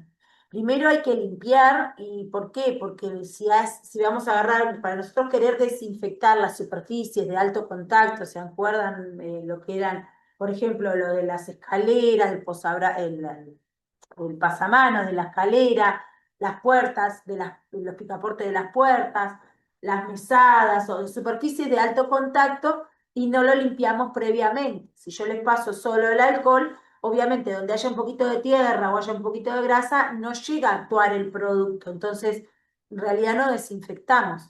Puede ser que hayamos... Removemos o lo esparcimos a veces, ¿no? La suciedad.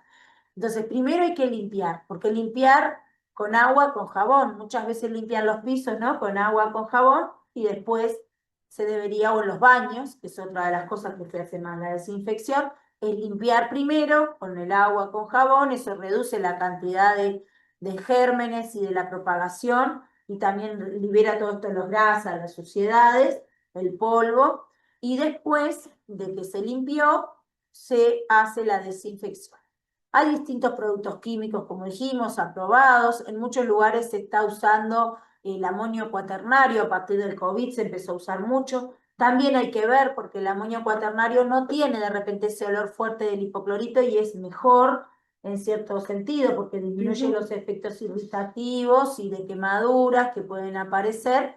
Con esos productos no hay. También hay otros productos desinfectantes, como puede ser el agua oxigenada, ¿no? Que se utiliza muchas veces el peróxido de hidrógeno como producto de limpieza, aparte del alcohol, como dijimos, ¿no? Para la El desinfección. agua y el jabón es fundamental. La limpieza inicial y después la desinfección con algunos de estos productos, como decíamos, puede usarse alcohol, puede usarse el peróxido o puede usarse el amonio cuaternario o, como dijimos, el hipoclorito. Esas sustancias, cada uno de ellos tienen un tiempo de acción diferente y acuérdense las concentraciones. Como dijimos, si el hipoclorito viene puro al 100%, habrá que diluirlo, por ejemplo, para 100 centímetros cúbicos de hipoclorito del sodio por cada balde de agua de 10 litros, para que se llegue a una concentración de 1000 partes por millón, que es lo que se necesita para la desinfección. No necesita que esté puro para que, digamos, si está puro va a desinfectar más. Ah, lo pongo puro así mata todo. En realidad nos va a matar a nosotros también cuando se pone más concentrado porque genera mayor irritación. Una de las cosas quizás fundamentales, se da un curso en el Ministerio de Salud Pública, queda certificado que es para limpieza de blog. Por ejemplo, si tienen que limpiar se llama esto en laboratorios y demás. Claro. Siempre es conveniente comenzar de un lado la limpieza inicial, ¿verdad? Y no retornar a pasar de vuelta, sino seguir por otro sector, sucesivamente abarcando toda el área que van a limpiar. ¿Por qué? Para no retornar gérmenes o grasa o demás al lugar de empezar a limpiar. No sé si me explico. Es una técnica de seguimiento del área sin volver a lo que ya estaba pasado por primera vez. Y esto que decíamos, los productos tienen diferentes tiempos de acción. Si yo voy a limpiar Claro. Si voy a limpiar con hipoclorito, sabemos que el tiempo mínimo para actuar es al menos de 10 minutos a 20 minutos o 30 minutos. Entonces, limpio el baño, ¿no? Como decías, Hago otra tarea mientras tengo tanto. que señalizar que no se use por 20 minutos, 10, por lo menos 10 minutos. Sin embargo, la desinfección de paños, vieron que el de paño de piso sumergidos hasta 30 minutos en la solución tiene que quedar para la desinfección del paño. Para el piso, por lo menos 10, la superficie, Sí, 10 minutos en el caso de hipoclorito. Pero en el caso de los amonios cuaternarios, si alguno utiliza esos productos, dice que en 1 o 2 minutos sí, ya desinfectó. se compraron en varias regiones de acá. Sí, hay Acá, muchos secundarios, muchos lugares que sí, ya no en usan el norte. hipoclorito, pasaron a usar amonio. Es más rápido, entonces el tiempo de desinfección, lo mismo que el alcohol. El alcohol una vez que pasa, se evapora y ya hizo su Más. efecto de desinfección. No Recuerden que, necesita media hora. no, recuerden todos estos tiempos que no son los mismos que para la limpieza de verduras. En la casa, la Claro, cocina. en la cocina.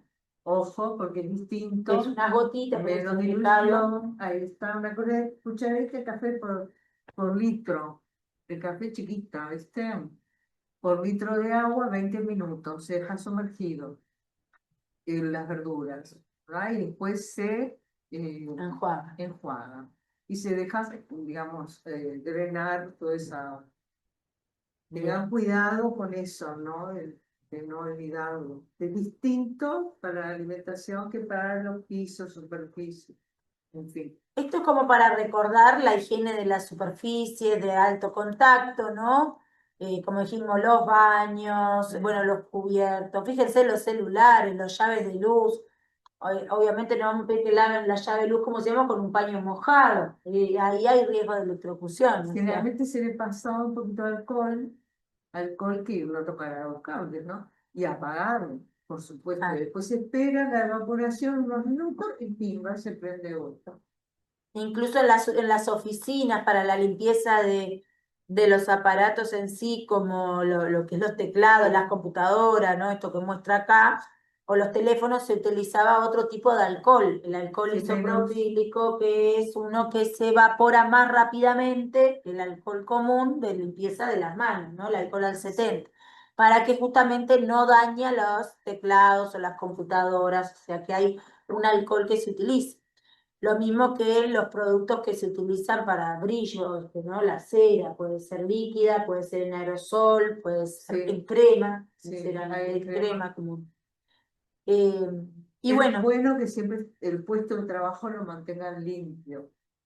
Por eso, lo otro, claro, yo, importante también la seguridad en esa manipulación de esos productos químicos, y dimos un seminario específico de productos químicos, pero para recordar sí. que los ámbitos preventivos es no beber, no comer o fumar mientras se está Mm, manipulando el producto de limpieza.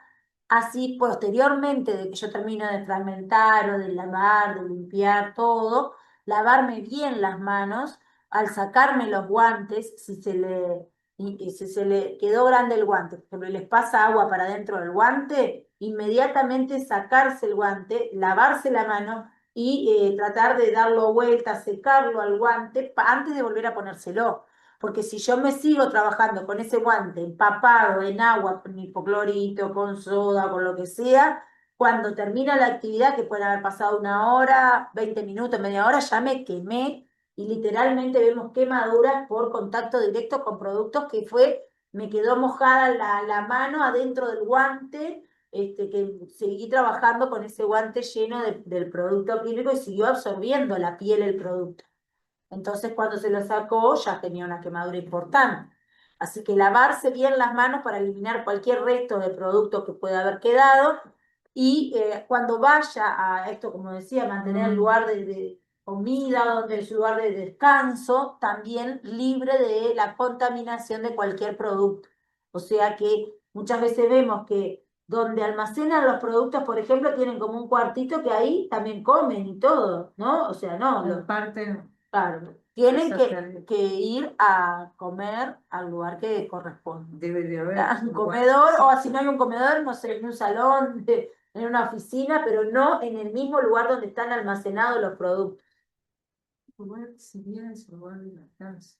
Sí, por ejemplo, eso el tema de la lactancia, bueno, también. Claro. Claro, pero no, ese lugar es como para eso. Los derrames, actuación segura.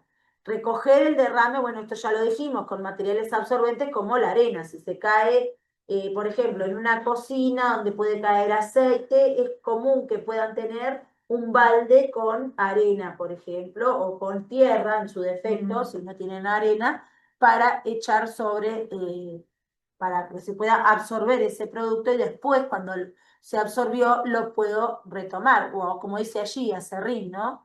Sí, el acerrín. Claro, que dice que dice no emplees acerrín para absorber líquidos inflamables, ni trapos o papel para recoger productos corrosivos.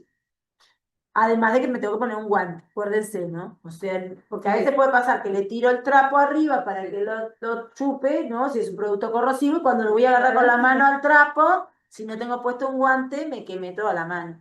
O me quedó la piel, una reacción alérgica, una dermatitis puede generar. Y la protección obligatoria es, bueno, los guantes que como dijimos, de goma, que dispongan certificación correspondiente y bueno, tienen que ser el guante adecuado a lo que estoy manipulando, ¿no? A veces yo he visto guantes de estos como los de salud, los de látex, finitos para hacer limpieza. Para algunos productos químicos, esos productos, esos guantes finitos no sirven. Como muchas veces dicen, se los come, se los absorbe y se rompen, se degradan rápidamente. Si yo me pongo a limpiar con ese guante, que es esos guantes blancos, vieron, finitos, que muchas veces se los utiliza porque dice, es más cómodo, me queda más apretado a la mano y no me queda grande, pero no es un guante para productos de limpieza del tipo del hipoclorito, de la soda o del agua caliente. Yo para limpiar con agua caliente, porque estoy desengrasando, tengo que tener un guante de goma grueso para limpiar los platos con agua caliente y para los jabones o los desengrasantes, que son productos que tienen que tener el guante de goma gruesa, ¿tá? No estos de látex finitos. Eso he O visto sea, también. no lo quirúrgico, sino lo que conocemos para Claro, la claro. limpieza, ¿no? Que vamos al supermercado y compramos. Claro, no los No, de más grueso. cocina, claro, para limpiar cocina o para limpiar barrer, usar un guante de estos finitos. Otro tema será si tiene alergia a las gomas de esos guantes, pero bueno, eso lo veremos otro. Claro, también hay veces que puede pasarle que la persona tenga alergia al látex o a las gomas y dice, ah, no uso guantes por eso. Bueno, hay distintos tipos de guantes. Puede dar todo. Hay guantes que incluso se puede utilizar un guante de tela para que no tenga la piel contacto Previo. directo con la goma o con el látex. Entonces se ponen un guante de tela y después el guante de goma arriba. Eso pasa muchas veces con esto, cuando hay alergias al látex o tiene alguna lesión en la piel, por ejemplo, también para evitar, Por lo tanto, siempre hay una solución. hay que buscar la alternativa. En cuanto a los riesgos musculoesqueléticos, y así no demoramos mucho más, No, vamos a contarles cuál es la importancia y por qué hacemos hincapié en cómo manipular y levantar las cargas. Muchas veces se les pide para hacer una limpieza mover mesas, mover sillas, mover como es los bancos, estos largos que hay en los comedores, o mover una biblioteca, un mueble. Y cómo hacemos ese movimiento puede a veces generarnos, si no lo hacemos correctamente, una lesión. Para la manipulación y traslado de cargas está ya por ley que no tiene que superar 25 kilogramos en un trabajador solo. O sea, una persona sola, algo que pese más de 25 kilos no es recomendable. Eso ya se vio que puede producir daños en la salud. Pueden ser los productos de la huerta que vienen para la cocina, papas, todo lo que es verdura, ¿no? Vienen en bolsas grandes, muchas veces siguen viniendo en esas bolsas grandes y superan los 25 kilos. corta y su fracción. Las bolsas de harina, de arroz, todo se trata que vengan lo más pequeño, pero que no los junten, porque a veces dice, bueno, vienen, pero viene de azúcar de a 1 kilo, pero me traen todo un cajón que pesa como 50 kilos. Entonces, no. La idea es que siempre que se levante y se manipulen cargas, tener la precaución de hacerlo con las piernas y no con las piernas flexionadas. Flexionar. Claro. También sería bueno tener un traslado, como Un carrito para el traslado de esos de productos. garrafas, de cosas. Las garrafas, los tarros de pintura que vienen de a 10 litros, o hay baldes más grandes, de 20. O sea, siempre acuérdense de eso. O sea que nos agachamos ¿verdad? Buscando acá si estaba el link. Buscando siempre lo más cercano a nuestro cuerpo y doblando las rodillas, el objeto. Esta sería lo que estaba mostrando la doctora Pérez, la técnica correcta para la manipulación de carga, ¿tá? Doblar las rodillas, como ven en el segundo señor, algo de 25 kilogramos, una carga. Si lo levantamos correctamente, o sea, la espalda recta y flexionando las rodillas, lo que vemos que a nuestra columna se le está transformando, ahí va, luego agregando al peso de 75 kilos. Si es algo de 25, pero yo no lo levanto correctamente, o sea, flexionando el tronco solamente, sin flexionar las piernas, le estoy dando a mi columna un peso aproximado de 375 kilogramos. Fíjense cuánto puedo llegar a lesionar. De hecho, hay personas que a veces al mover algo puede producirse una hernia de disco. Puede salirse justamente la parte entre vértebra y vértebra. Eso producir hasta un bloqueo, quedar así. Y tener que trasladar. Trancado, claro, se queda bloqueada. No hay que olvidar que tenemos un peso atmosférico que nos mantiene pegado al piso, que es la gravedad, que también se suma al peso que levantamos y a nuestro peso. Por eso tener una conducta de hacer una higiene dietética para tener el peso adecuado, para altura, para demás, está buenísimo. Les cuida la columna. Claro, y a su vez, bueno, como decíamos, en el caso de manipular las cargas, hacerlos con las técnicas correctas. Acá hay No otro doblar, ejemplo, no, Acá hay otro ejemplo, no doblar la columna, no flexionar el tronco. ¿Tá? Extensión de piernas y presión intraabdominal, o sea, nuestra caja torácica puede actuar, como ven el peso, ponerlo contra nuestro cuerpo, ayuda a que ese peso no solo lo llevo con los brazos, porque también, como van a ver en unas fotos que les iba a mostrar, se pueden lesionar los hombros y los brazos si los llevamos separados de nuestro cuerpo. Cuando lo apoyamos a ese peso contra nuestro cuerpo, hace que el peso se distribuya también con nuestro peso. Entonces el daño también es menor. Cuando trasladamos esa carga hay que ver cómo se traslada, ¿no? En forma equilibrada es lo ideal. Si voy a trasladar, como ven acá, un solo balde muy pesado, lo que hace fraccionamos es doblar la columna para un lado, más que para el otro.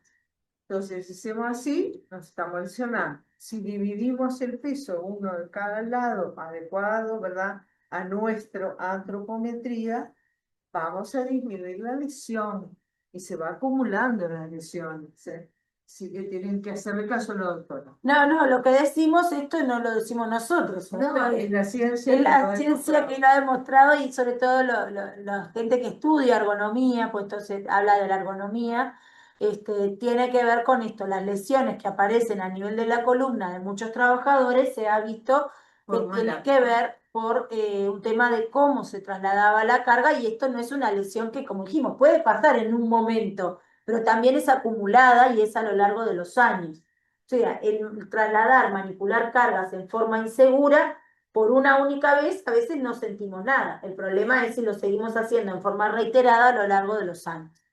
Y eso sí nos va generando artrosis y lesiones. Es una cosa, hay un sector que es entre donde terminan las costillas, viste por acá tenemos los huesitos, y la nalga, el pliegue de la nalga, que la columna ahí no está protegida por la naturaleza. No hay como acá que tenemos costillas, acá que tenemos los coxales o los huesos de la cadera, no importa el nombre. Este sector es un sector de debilidad. Entonces nosotros en el recuadro. Lo tenemos que proteger cargando el adecuado peso, digamos, también doblando las rodillas, acercando el objeto, manteniendo la columna desde la cabeza hasta el coxis recta y trasladarlo cuando es 2 bultos o 2 pesos en forma equilibrada de cada lado y dentro de los pesos adecuados. Claro. Acá, como ven, está el recuadro de esta zona que hablaba la doctora, es la zona de la región lumbar. ¿Cuál es el problema? Que son las zonas más móviles de la columna, que es la que gira en toda la dirección. Sin protección de la naturaleza. Sin protección más que nuestra propia masa muscular. Entonces, la columna cervical y la columna lumbar son los dos sectores de mayor movilidad y por lo tanto, por esto de que explicaba la autora, que no están con la caja torácica, están como más libres, y es donde son las zonas de mayor lesión. Acá yo les mostraba, les trajimos una fotito para ver una vértebra normal y cómo está compuesta la columna vertebral. Por muchos de estos huesitos, cada uno de estos son vértebras que articulan entre sí por este disquito que no sé si lo ven, que son los discos intervertebrales, esa sustancia como gelatinosa que actúa justamente de amortiguación entre cada una de las vértebras y protegen no solo para el salto y la amortiguación, sino lo que va por dentro de la columna, que es la médula espinal. Es parte del sistema nervioso central. Acá, en esta es una imagen de una resonancia magnética para que vean por dónde va estos que se ven acá, si ven la flechita, ¿no? Las vértebras, los cuerpos de las vértebras, los discos intervertebrales, y esto que está por acá atrás es el nervio, todos los nervios de la cadena de la cola de caballo, que después se llama, de la columna, de la médula espinal. Y como ven, ¿qué pasó acá en este donde está la flecha? Se salió. Se salió por fuera del cuerpo vertebral. Un disco sano está entre las dos vértebras, tiene un grosor determinado. ¿Qué pasa cuando empezamos a hacer movimientos? Como dijimos, sobre todo de rotación de tronco o flexión, como esto que dijimos, flexión y rotación de tronco en forma reiterada, sin flexionar las piernas, estos discos empiezan a hacer un efecto bisagra y se va apretando, va disminuyendo el espesor de ese disco. Y otra cosa interesante que protege hombros y protege la columna de que se nos escape un disco es rotar todo el cuerpo para agarrar algo. El tronco sobre la cadera. Claro, no hacer así, ¿entiendes? Voy a agarrar del escritorio aquel, o voy a agarrar aquel balde. No, giran todo el cuerpo. Y ahí es que hacen lo que dice la doctora. Doblan las rodillas, pegan al abdomen y al pecho con la columna recta, el peso. Y lo acercan a él. Bueno, es importante esa rotación del tórax y sobre la cadera. Para hacer esto, no lo hagan. Se pueden romper los músculos y los tendones y después ¿qué pasa? Y Se después, repara, pero con una tendinosis, fibrosis que les va a traer consecuencias de dolor, de limitación y necesariamente a veces hasta intervenir quirúrgicamente. las hernias de disco, como ven que acá queríamos mostrarles, es esta imagen. El disco se hernia, o sea, sale de su contención habitual entre los discos y aparece. Acá hay un dibujito que trajimos como para que se vea más claramente esa hernia, ¿no?, de disco intervertebral que cuando va hacia atrás comprime, ¿ven?, el nervio espinal que según a la altura que sea esa lesión puede tener. Si esta hernia de disco ocurre a nivel cervical, que como dijimos, las zonas móviles son las dos zonas que más se lesionan, seguramente esto se va a traducir como los brazos. Se me duermen los brazos, siento fuego, no tengo fuerza, perdí fuerza en los dos brazos, o en uno más que en otro, y tiene que ver con una compresión del nervio espinal a nivel cervical, braquial, ¿no? Y cuando va hacia abajo en esta zona lumbar, como es este ejemplo, donde empieza ya el sacro, se le duermen las piernas, ¿tá? Y ahí hablamos de después compresión, nervio ciático y raíces nerviosas. Pueden perder orina, incluso pueden tener problemas en la erección, en toda la incontinencia, sexual, claro. dolor, que es importante, ¿eh? Así que con medidas preventivas, como le da la doctora, pueden evitar todo esto. Y recuerden que entre vértebra y vértebra, que es hueso, pero que está vivo, vascularizado y demás, está el disco. Y el disco, si lo miramos de arriba, cada disco de la columna, tiene un centro que es gelatinoso y una periferia fibrosa. Entonces, es importante tomar líquido porque se nutre el núcleo pulposo, que es el que amortigua la parte media de ese disco intervértebras, de líquido. Entonces lo tenemos que tener bien hidratado, tenemos que controlarnos con el médico por las dudas que tengamos alguna lesión y no sepamos, y la agravemos, como dice la doctora, que es justamente la extrusión o la salida del disco, que después para retornarlo es complicado. Y muchas veces deja secuelas como falta de sensibilidad, la vida sexual, lo urinario, parar cada una cuadra porque no se puede caminar más del dolor. Y otra cosa, no subir de peso. Eso nos trae muchas complicaciones, el sobrepeso, porque a la carga que subimos, a la gravedad, y si estamos gordos, Se suma, todo es multicausal, como dijimos, ¿no? Y volver además para atrás es bravo. determinadas edades, por ejemplo, la mujer, la Más menopausia, nos lleva a una osteoporosis, nos va llevando, bueno, la falta de vitamina D, que vemos que la mayoría tenemos, también puede llevar a osteoporosis, problemas que se van sumando. Esto trajimos para que vieran también lo que es una lesión de hombro, de lo que se habla del manguito corto, que son, es toda esta articulación, esto es un hombro normal en esta foto, en esta imagen, y como ven, la rotura del manguito es la rotura de alguno de estos tendones que forman a este complejo articular del hombro. Y muchas veces el supraespinoso es el más común, lo que hace que no podamos levantar el brazo, no podemos moverlo ni para atrás, ni para peinarnos, ni para nada, ¿verdad? Además del dolor. Como ven, la rotura se puede romper completamente, así se ve en una ecografía, cuando aparece una rotura parcial y se va calcificando el hombro, o sea, empieza a quedar como encapsulado, o sea, se calcifica el tendón y como ven acá queda algo rígido. En vez de ser algo flexible, queda rígido, se calcifica y después no podemos mover el brazo. Eso también puede aparecer, esa rotura, en un accidente, algo agudo, me caí, o con largos, acuérdense, las lesiones osteoarticulares y lo que tiene que ver con enfermedades profesionales, generalmente aparecen muchos años después, o sea, son lesiones progresivas que se van dando por micros traumatismos en forma reiterada y crónica a lo largo de los años. Ya sea porque el peso es mucho, por la postura o por un combo de todo, o sea, mucho peso levantándolo en forma inadecuada porque nunca nos enseñaron o nos dijeron cómo era que había que levantarse, esas cosas. Esto que dijimos, trabajar por encima de la línea de los hombros, como cuando decíamos cuando lavamos vidrio o alcanzamos o esquivamos cosas a una altura que está en una arriba un ropero o una estantería que está muy alta, siempre al hacer este movimiento por encima de la línea de los hombros, vamos lesionando nuestra articulación del hombro.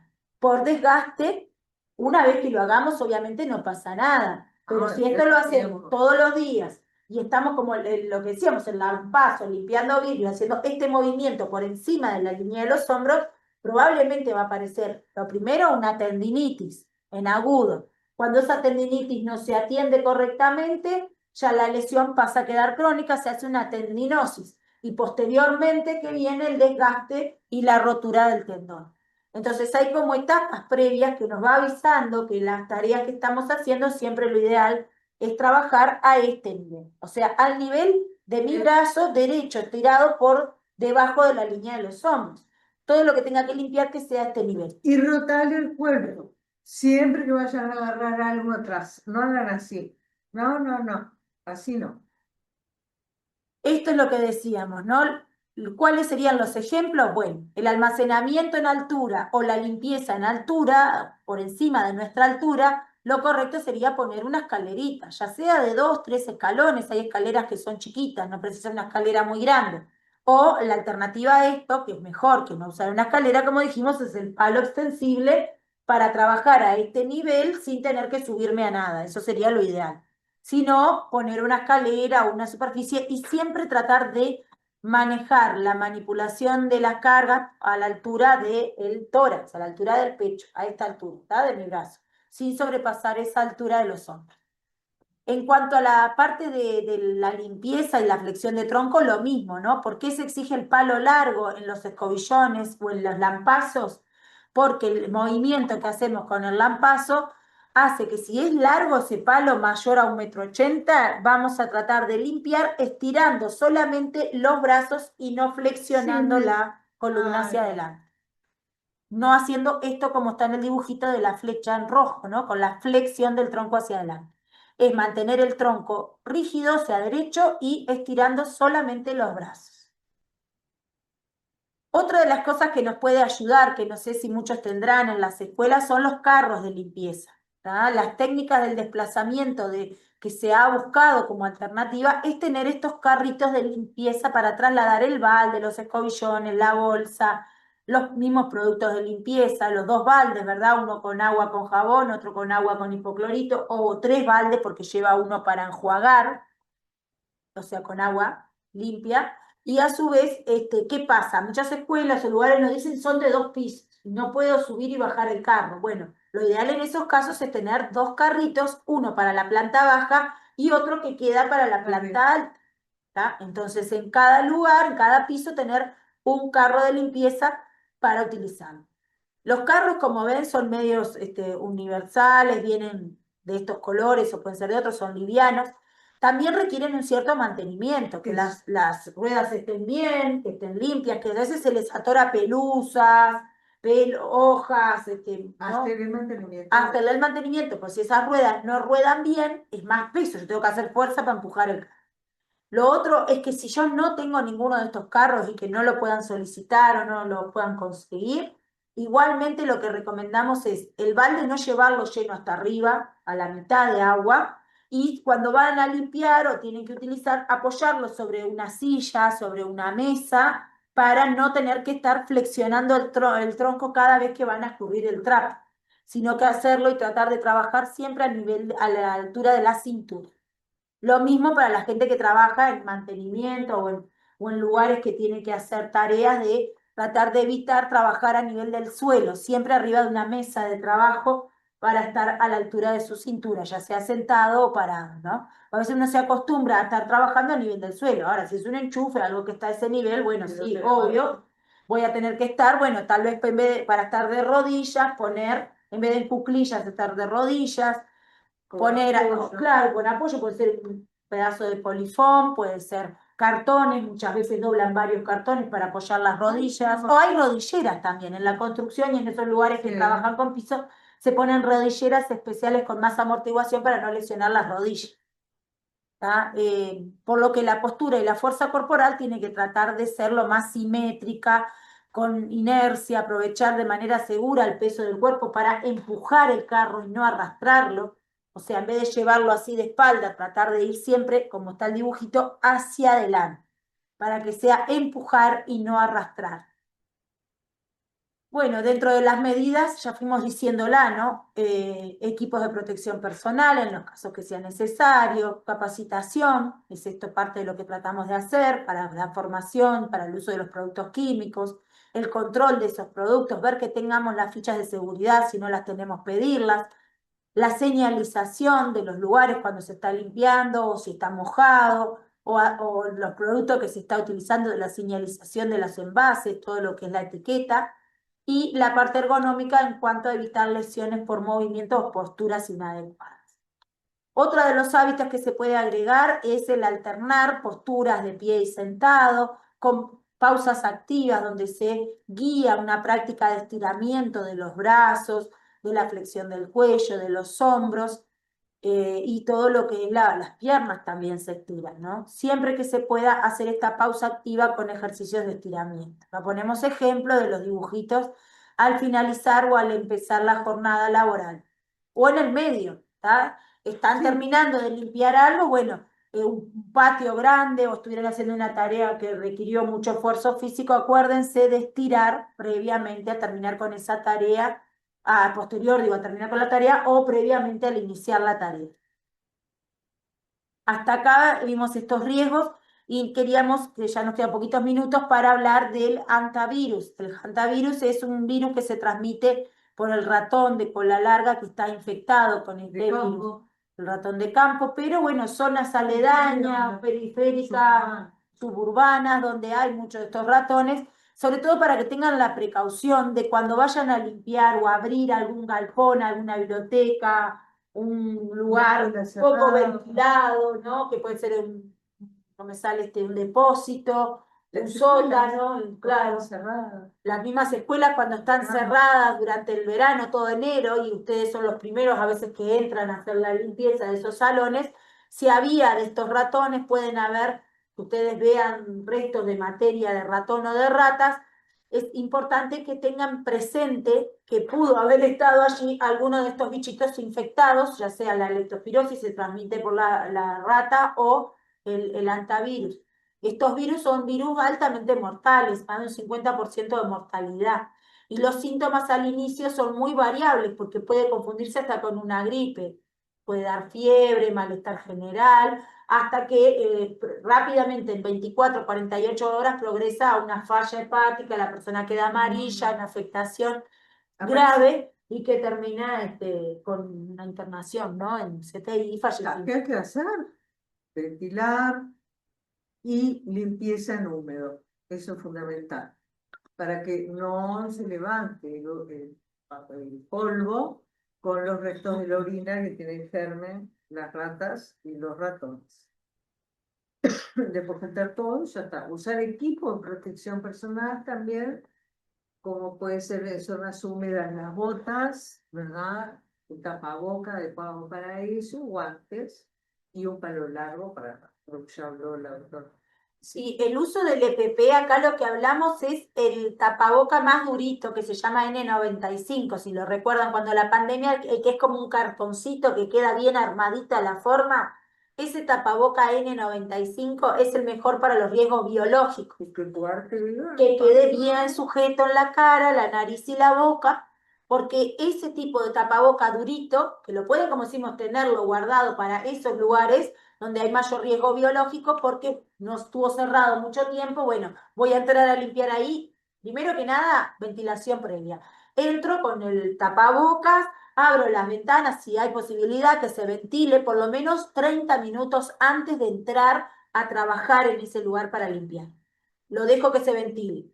Después que se ventiló bastante, igual voy a entrar con el tapabocas, con guantes, como dijimos, y voy a esparcir por el suelo agua, por ejemplo, con hipoclorito. Para la tiro, para que vaya desinfectando y vaya tratando de humedecer los polvos que puedan generarse para que disminuya la cantidad de polvo en el aire, ¿no?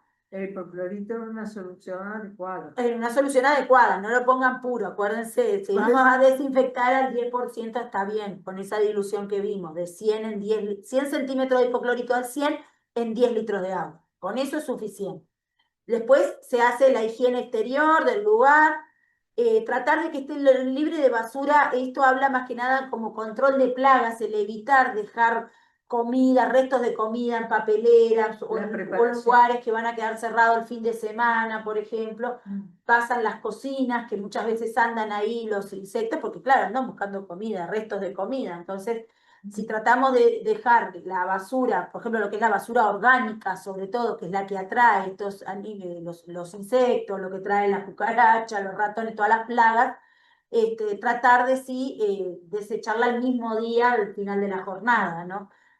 Porque lo que son papeles, cartones, bueno, se puede de repente desechar al otro día o juntar 2 o 3 días, pero lo que es la basura orgánica, no, hay que tratar de eliminarla lo antes posible. La protección de los alimentos, ¿no? Y bueno, y el uso del EPP. Así que, como resumen, el entorno de trabajo, como dijimos, puede generar un bienestar y la comodidad de ese ambiente de trabajo, o puede ser un lugar que también nos enferme. Todo depende de cómo podamos trabajar, en qué condiciones, con los elementos adecuados.